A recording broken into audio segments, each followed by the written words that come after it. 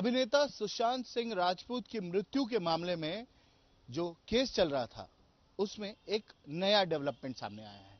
इसी साल मार्च में 5 साल की इन्वेस्टिगेशन के बाद सीबीआई ने पटना कोर्ट में क्लोजर रिपोर्ट फाइल की थी। जो केस अभिनेता सुशांत सिंह राजपूत के पिता के सिंह ने रिया चक्रवर्ती, उनके परिवारजन और सुशांत के साथ काम करने वाले स्टाफ के खिलाफ किया था, जिसमें उन्होंने आरोप लगाया था कि उन्हें आत्महत्या के लिए प्रवृत्त किया गया, उनके पैसे को गबन किया गया, उनके साथ फ्रॉड हुआ, उनके साथ फोर्जरी हुई। इस पूरे मामले की इन्वेस्टिगेशन सीबीआई कर रही थी और सीबीआई ने इस मामले में इस साल मार्च में क्लोजर रिपोर्ट फाइल की और क्लोजर रिपोर्ट में यह कहा, सबको क्लीन चिट देते हुए कहा कि किसी तरीके का कोई फ्रॉड फोर्जरी सामने नहीं आया है और उनकी मृत्यु में भी, सुशांत सिंह राजपूत की मृत्यु में भी किसी का रोल, उनकी आत्महत्या में किसी का रोल सामने नहीं आया। उनको आत्महत्या करने के लिए प्रवृत्त करने के मामले में भी किसी का रोल सामने नहीं आया। अब सुशांत सिंह राजपूत का परिवार अपने वकील एडवोकेट वरुण सिंह के तहत पटना कोर्ट में उन्होंने एक एप्लीकेशन की है और जो रिलाइड अपॉन डॉक्यूमेंट्स हैं, सीबीआई के रिलाइड अपॉन डॉक्यूमेंट्स और रिलाइड अपॉन एविडेंस, उसकी मांग करते हुए पटना कोर्ट में उन्होंने एप्लीकेशन की थी।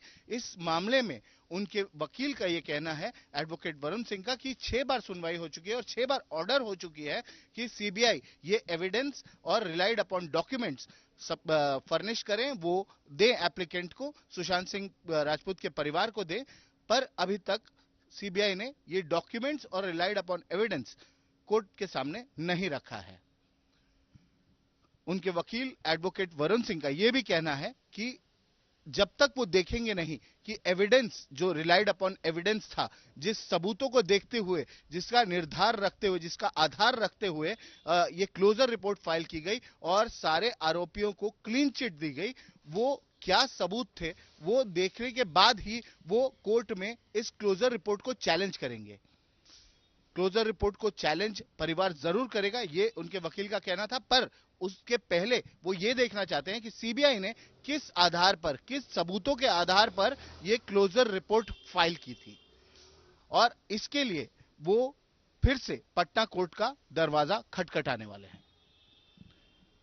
आपको बता दें कि सुशांत सिंह राजपूत की मृत्यु जून 2020 में हुई। उन्होंने आत्महत्या की थी अपने बांद्रा स्थित घर पर। उसके बाद मल्टीपल एजेंसियों ने इस मामले में जांच की थी, उनकी मृत्यु क्यों हुई, उन्हें आत्महत्या के लिए किसी ने प्रवृत्त किया या फिर क्या वजह थी, क्या उनके साथ कोई फ्रॉड हुआ, क्या फोर्जरी हुई।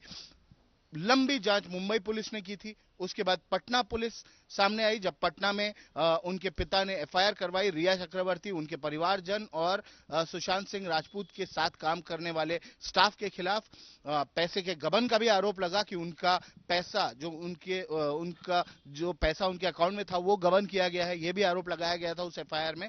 और उसके बाद पटना पुलिस, मुंबई पुलिस और उसके बाद ईडी, सीबीआई और नारकोटिक्स कंट्रोल ब्यूरो, जिन्होंने ड्रग्स के मामले की जांच की थी, क्योंकि ईडी की इन्वेस्टिगेशन में यह मामला सामने आया था कि सुशांत सिंह राजपूत ड्रग्स का सेवन कर रहे थे, उन्हें ड्रग्स लाकर दिया जा रहा था, तो कौन वो ड्रग्स प्रोक्योर कर रहा था, कैसे वो ड्रग्स खरीदे जा रहे थे, कौन पैसे दे रहा था। इस मामले में रिया चक्रवर्ती, उनके भाई शौविक और सुशांत के साथ काम करने वाले कुछ स्टाफ, उन्हें भी एनसीबी ने अरेस्ट किया था।